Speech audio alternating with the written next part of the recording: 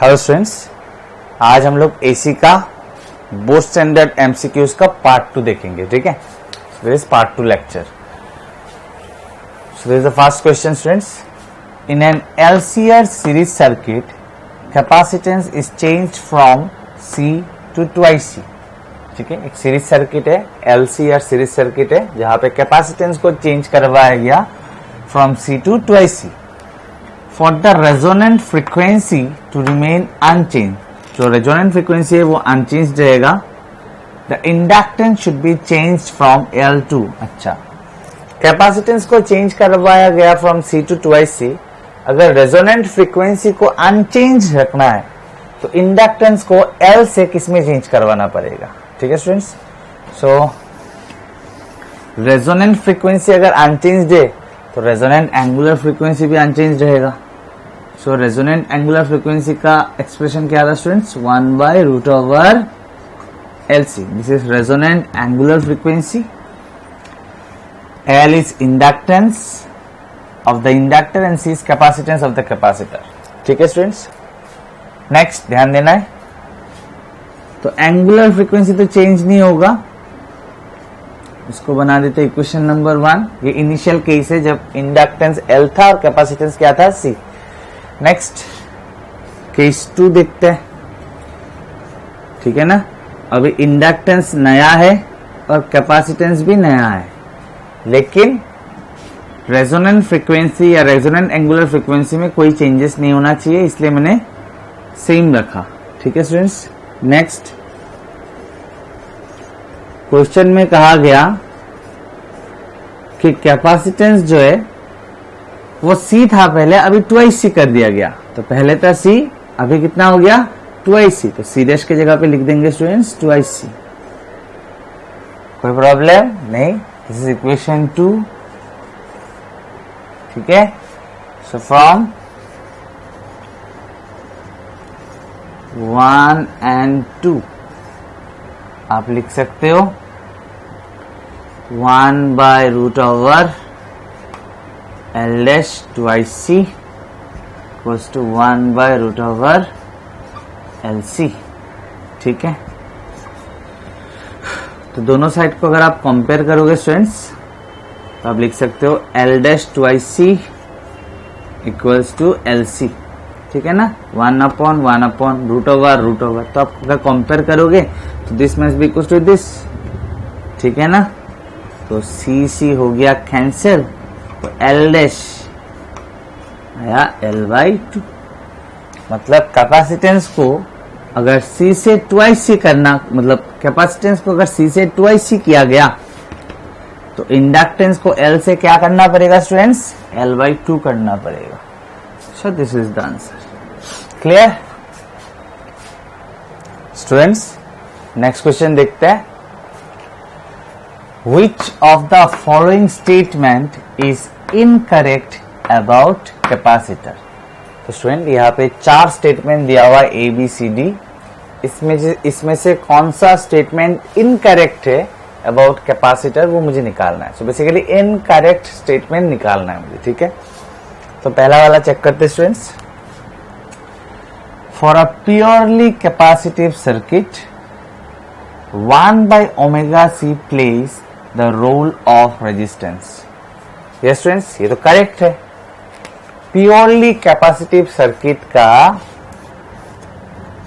Effective resistance, जिसको हम लोग इंडक्टिव रिएक्टेंस कहते हैं, वो क्या होता है स्टूडेंट्स?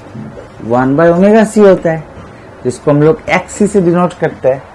तो ये करेक्ट है कि प्योरली कैपेसिटिव सर्किट का जो रेजिस्टेंस का रोल प्ले करता है उसका वैल्यू होता है 1/ωc, जिसको हम लोग कैपेसिटिव रिएक्टेंस कहते हैं और उसको हम लोग XC से डिनोट करते हैं. ठीक है, और ऑब्वियसली इसका ऐसा यूनिट क्या होता है स्टूडेंट्स? ओम होता है, बिकॉज ये रेजिस्टेंस का ही रोल प्ले कर रहा है. ठीक है ना, सो ये करेक्ट स्टेटमेंट है. दैट मीन्स ये हम लोग का करेक्ट ऑप्शन नहीं है. The statement is correct. हम लोग को तो इनकरेक्ट स्टेटमेंट ढूंढना है. समझ में आ रहा है ना students? Next, in case of a capacitor the average power is 0. ये भी करेक्ट स्टेटमेंट है स्टूडेंट्स कि कैपेसिटर के केस में as well as for inductor. ये भी आपको याद रहना चाहिए स्टूडेंट्स कि कैपेसिटर के केस में एवरेज पावर जो कंजम्पशन होता है वो 0 होता है, and in case of inductor also average power consumption is 0। तो ये भी करेक्ट स्टेटमेंट है स्टूडेंट्स। नंबर सी देखते हैं। The current reaches its maximum value earlier than the voltage by 1/4 of a period. थोड़ा ध्यान देना स्टूडेंट्स, ये वाला ऑप्शन थोड़ा इंपॉर्टेंट ऑप्शन है, समझना जरूरी है स्टूडेंट्स। मान लेते हैं कैपेसिटर के अक्रॉस वोल्टेज है V equals to V0 sine of omega t, ठीक है, और कैपेसिटर से जो करंट है एट टाइम टी है I इक्वल्स टू I0 क्या होता है student, sine of omega t plus pi by 2 मतलब करंट जो है वो वोल्टेज के फेज से लीड करता है। कितना फेज एंगल से लीड करता है, π/2 फेज एंगल से, यानी कि π/2 फेज से लीड करता है। इसका मतलब क्या हुआ स्टूडेंट्स, इसका मतलब क्या हुआ, मतलब करंट का फेज जो है वो वोल्टेज के फेज के π/2 फेज आगे रहता है। सर समझ में आया, लेकिन और थोड़ा दूसरे एंगल से समझाइए। ठीक है, कोशिश करता हूं स्टूडेंट्स। मतलब मान लेते हैं अभी जो है करंट का मैक्सिमम वैल्यू है, वैल्यू तो चेंज होता रहता है ना, अल्टरनेटिंग करंट है, तो मान लेते हैं एट दिस टाइम करंट का मैक्सिमम वैल्यू है, ठीक है। इसका मतलब क्या हुआ, इसका मतलब ये हुआ कि वोल्टेज का मैक्सिमम वैल्यू अभी नहीं है, वोल्टेज का मैक्सिमम वैल्यू π/2 फेज के बाद होने वाला है। अगर अभी करंट का मैक्सिमम वैल्यू है तो वोल्टेज का मैक्सिमम वैल्यू π/2 फेज के बाद होने वाला है। समझ में आया स्टूडेंट्स, थोड़ा ध्यान लगा के सुनना है, समझ में आ जाएगा। लेकिन यहाँ पे तो फेज के रेस्पेक्ट में बात ही नहीं किया, यहाँ पे तो पीरियड के रेस्पेक्ट में बात किया। समझ में आ जाएगा स्टूडेंट्स, ध्यान देना है। ये मैंने आप लोगों को एक साइकिल दिखा दिया। एक साइकिल में स्टूडेंट्स फेज में कितना चेंजेस आता है, 2π, और एक ही साइकिल में टाइम कितना लगता है, टाइम पीरियड, ठीक है। तो यहां से यहां तक ये अगर 2π है तो यहाँ पे क्या होगा स्टूडेंट्स, पाई, तो यहाँ पे क्या होगा, π/2। सही है, ऊपर लिख लेता हूं इसको,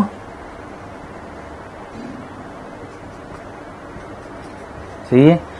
अगर ये है टाइम पीरियड तो ये क्या होगा स्टूडेंट्स, t/2, ये होगा t/2, और यहाँ पे क्या होगा स्टूडेंट्स, t/2 का हाफ, यानी कि t/4।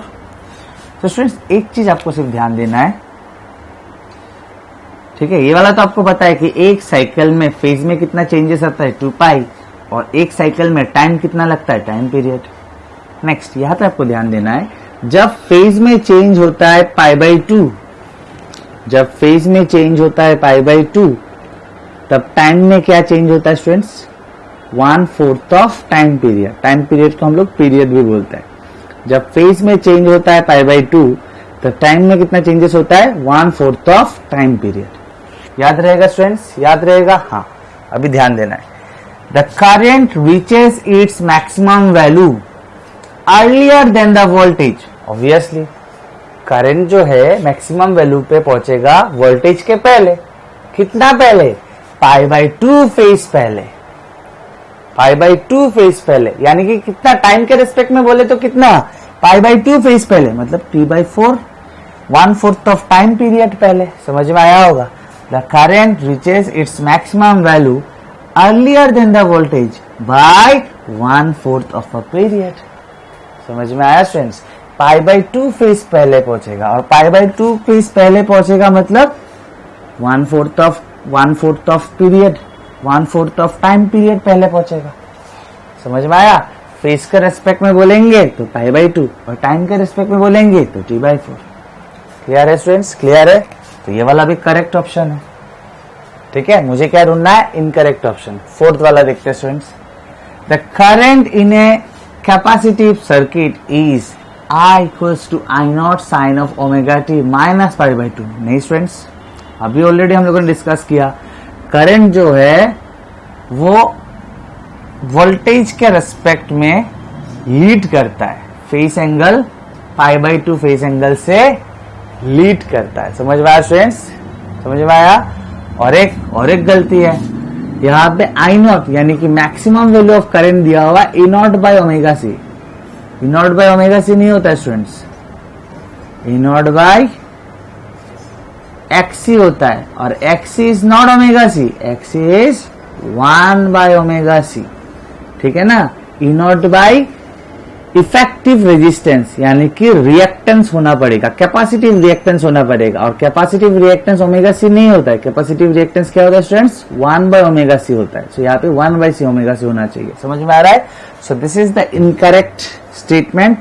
तो यही इस क्वेश्चन का करेक्ट आंसर है, क्योंकि मुझे इनकरेक्ट स्टेटमेंट ही ढूंढना था। समझ में आया होगा students? This question number 3, when frequency of an AC circuit is doubled, then the capacitance reactance will be.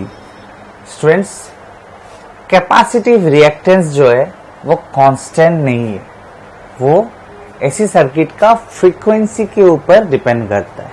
समझ में आ रहा है? वो सप्लाई का फ्रीक्वेंसी के ऊपर डिपेंड करता है। सिमिलरली इंडक्टिव रिएक्टेंस भी कांस्टेंट नहीं है, वो भी सप्लाई का फ्रीक्वेंसी के ऊपर डिपेंड करता है, मतलब एसी का जो फ्रीक्वेंसी है उस पर डिपेंड करता है। सो क्वेश्चन में ये कहा गया कि अगर फ्रीक्वेंसी को डबल किया जाए तो कैपेसिटिव रिएक्टेंस में क्या चेंज आएगा। तो स्टूडेंट्स, कैपेसिटिव रिएक्टेंस आज भी हम लोगों ने लिखा, वो होता है 1 बाय ओमेगा सी। अगर आप इन टर्म्स ऑफ फ्रीक्वेंसी बोलना चाहे, यह है एंगुलर फ्रीक्वेंसी, और इन टर्म्स ऑफ अगर फ्रीक्वेंसी बोलना चाहे तो आप लिख सकते हो 1 by 2 pi F C. Clear? तो बेसिकली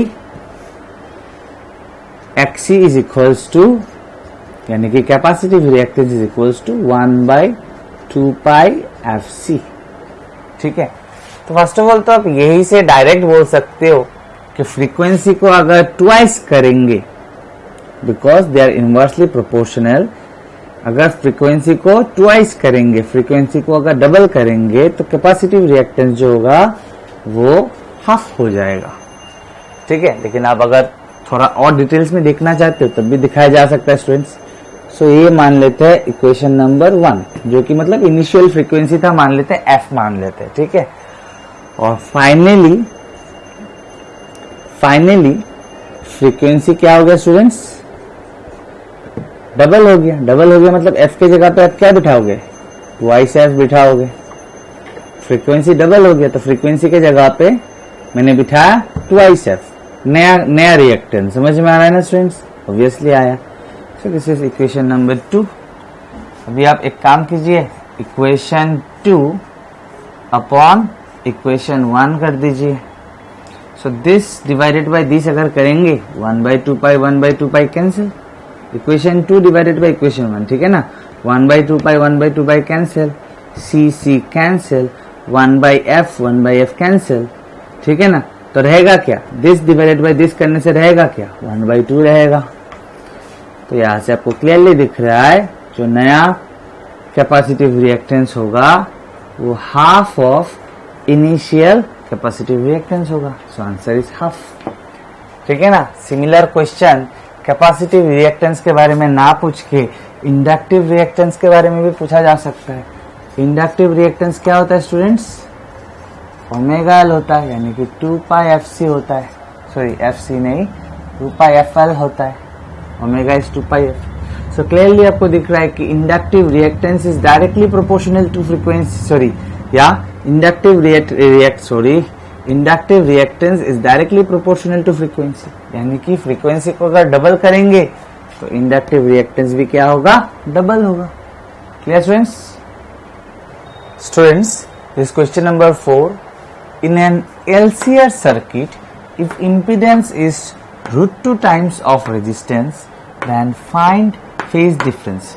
यहाँ पे फाइंड फेज डिफरेंस मतलब ये समझा रहा है द फेज डिफरेंस और the phase angle between applied EMF and current in the circuit. समझ में आ रहा है ना स्टूडेंट्स? सो सर्किट LCR हो या LR हो या CR हो, आपको शायद याद होगा students, from impedance triangle cos phi होता है R by Z, where phi is the phase difference, R is resistance and Z is the effective resistance of LR circuit, या सीआर सर्किट या एलसीआर सर्किट। और effective resistance यानी कि यही है impedance. Z क्या है यहाँ पे students? Impedance. So according to the question ये दिया गया है कि जो इम्पीडेंस है वो √2 टाइम्स ऑफ रेजिस्टेंस है। मतलब इसके जगह पे हम लोग लिखेंगे स्टूडेंट्स √2 टाइम्स रेजिस्टेंस। क्लियर? तो आर हो गया कैंसिल, cos phi हो गया 1/√2, cos phi is 1/√2, तो phi is cos inverse of 1/√2। Students cos of कितना डिग्री 1/√2 होता है? यस, इट इज π/4 यानी कि 45 degree. So answer is 45 degree. Clear students? Question number 5 देखते हैं जो कि आज का लास्ट क्वेश्चन होगा। Students, an LCR circuit contains R equals to 50 ohm, resistance 50 ohm है, then inductance 1 millihenry and capacitance 0.1 microfarad। अच्छा, the impedance of the circuit will be minimum for a frequency of। Students, LCR circuit का impedance minimum जब होता है, LCR circuit का impedance जब minimum होता है तब सर्किट रेजोनेंस कंडीशन में होता है। और रेजोनेंस कंडीशन में स्टूडेंट्स फ्रीक्वेंसी का एक्सप्रेशन होता है 1/2 पाई √LC।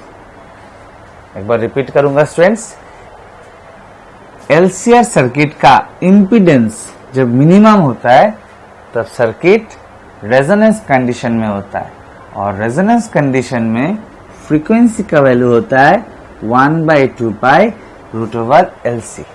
ठीक है, L आपको दिया हुआ है 1 मिली हेनरी, यानी कि आपको हेनरी में कन्वर्ट करना पड़ेगा। मिली यानी कि 10⁻³ तो आप लिखेंगे 10⁻³ हेनरी। और C के जगह पे C बिठाना पड़ेगा 0.1 माइक्रोफेराड, यानी कि 0.1 मल्टीप्लाइड बाय माइक्रो का मतलब है 10⁻⁶ फैराड। तो ये आपको बिठाना पड़ेगा। उसके बाद आप फ्रीक्वेंसी निकालिए और कमेंट सेक्शन में लिखिए कि कौन सा ऑप्शन करेक्ट है। Class students, see in the next class. Thank you.